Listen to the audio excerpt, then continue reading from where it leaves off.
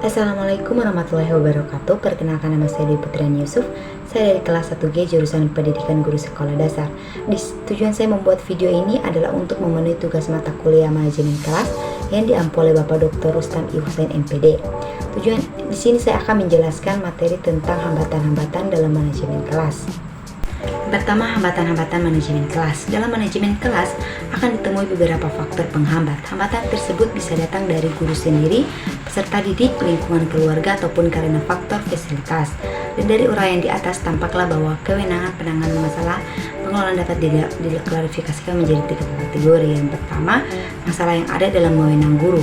Ada sejumlah masalah yang pengelolaan kelas yang ada dalam ruang lingkup wewenang seorang guru bidang studi untuk mengatasinya. Hal ini berarti bahwa seorang guru bidang studi yang sedang mengelola proses pembelajaran dituntut untuk dapat menciptakan, memperhatikan, dan mengendalikan iklim belajar kepada kondisi belajar mengajar yang menguntungkan kalau ada gangguan sehingga peserta didik berkesempatan untuk mengambil manfaat dan optimal dari kegiatan belajar yang dilakukan. Yang kedua, masalah yang ada dalam wewenang sekolah sebagai lembaga pendidikan. Dalam kenyataan sehari-hari di kelas akan ditemukan masalah pengelolaan yang lingkup. Wewenang lingkup untuk mengatasinya berada di luar jangkauan guru bidang studi. Bahkan mungkin juga ada masalah pengelolaan yang tidak bisa hanya diatasi oleh satu lembaga pendidikan, akan tetapi menuntut penanganan bersama antara sekolah.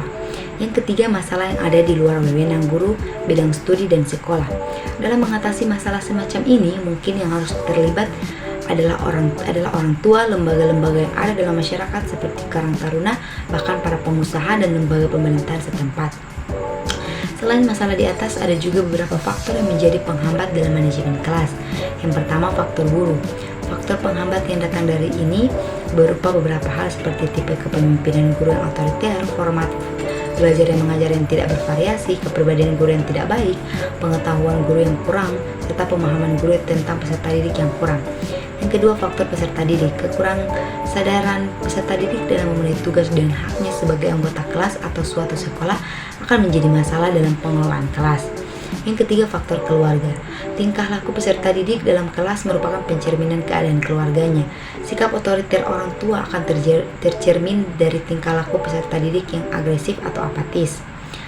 Kemudian ada faktor fasilitas. Faktor ini meliputi jumlah peserta didik dalam kelas yang terlalu banyak dan tidak seimbang dengan ukuran kelas. Besar dan kecilnya ruangan tidak disesuaikan dengan jumlah peserta didiknya. Ketersediaan alat yang tidak sesuai dengan jumlah peserta didik yang membutuhkannya. Dalam manajemen kelas, beberapa hambatan atau tantangan yang sering dihadapi oleh guru adalah: yang pertama, gangguan dan ketidakdisiplinan. Siswa yang tidak patuh atau berperilaku tidak teratur dapat mengganggu kondusivitas kelas dan menghambat proses pembelajaran. Hal ini dapat mencakup perilaku bising, berbicara di kelas, atau tidak mengikuti aturan yang ditetapkan. Yang kedua, perbedaan tingkat kemampuan. Setiap siswa memiliki tingkat kemampuan yang berbeda. Guru harus mengelola perbedaan ini dapat menciptakan lingkungan yang inklusif di mana semua siswa merasa terlibat dan dapat belajar sesuai dengan kemampuan mereka. Yang ketiga, kurangnya motivasi. Siswa yang kurang termotivasi cenderung tidak berpartisipasi aktif dalam proses pembelajaran. Hal ini disebabkan oleh sebagai faktor seperti kurangnya minat terhadap materi pembelajaran. Yang keempat, konflik antar siswa. Konflik antara siswa dapat mengganggu kelas dan mempengaruhi ritme belajar. Guru harus mampu mengelola konflik ini dengan bijaksana dan menciptakan lingkungan yang aman dan mendukung. Yang kelima, kurangnya keterlibatan orang tua. Kurangnya keterlibatan orang tua dalam pendidikan anak-anak dapat menjadi hambatan dalam manajemen kelas. Dukungan dan kerjasama antara orang tua dan guru sangat penting untuk menciptakan lingkungan belajar yang positif. Yang keenam, kurangnya sumber daya. Kurangnya sumber daya seperti buku pelajaran, peralatan, atau fasilitas yang memadai dapat membatasi kemampuan guru untuk memberikan pembelajaran yang efektif dan menyenangkan. Yang ketujuh, meningkatkan jumlah siswa dalam kelas. Jika jumlah siswa dalam kelas terlalu banyak, guru mungkin kesulitan memberikan perhatian individu yang cukup kepada setiap siswa.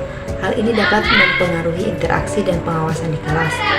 Untuk mengatasi hambatan-hambatan ini, guru dapat menerapkan beberapa strategi, seperti menerapkan aturan dan disiplin yang konsisten, membangun hubungan yang baik dengan siswa, menciptakan lingkungan belajar yang inklusif, kemudian menggunakan pendekatan yang beragam untuk mengakomodasi perbedaan tingkat kemampuan, kemudian melibatkan orang tua dan menjalin komunikasi yang baik dengan mereka, kemudian ada menggunakan sumber daya yang ada dengan bijaksana, kemudian mengelola konflik dengan cara yang adil dan konstruktif, Kemudian ada menciptakan kelas yang interaktif dan menarik untuk mempertahankan minat dan motivasi siswa.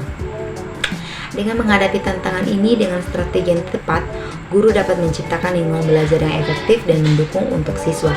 Sekian dari saya, terima kasih. Wassalamualaikum warahmatullahi wabarakatuh. Wassalamualaikum warahmatullahi wabarakatuh.